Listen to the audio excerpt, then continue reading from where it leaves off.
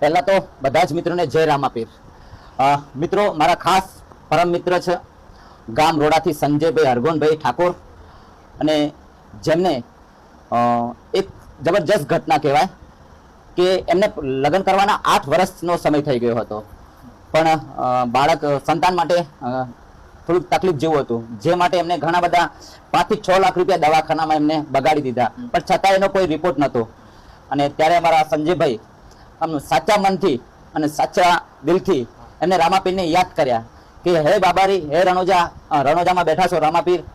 આજે 18 વર્ષનો તમે ભગવાન છો, પણ મારી એક નાનકડી અરજના સાંભળજે બાપ, કે મારા ઘરે શેર માટેની ખોટ છે, એ તમે પૂરી કરજો। અને ખરેખર એક અજુગતી ઘટના, જ્યારે રામાપીરને આ પ્રશ્ન અમારા સંજયભાઈએ સાચા દિલથી કર્યો, અને સાચા દિલથી સાચી ભક્તિથી, અને રામાપીરે 5 મહિનાની અંદર આ કામ સફળ કર્યું। તો એકવાર બોલો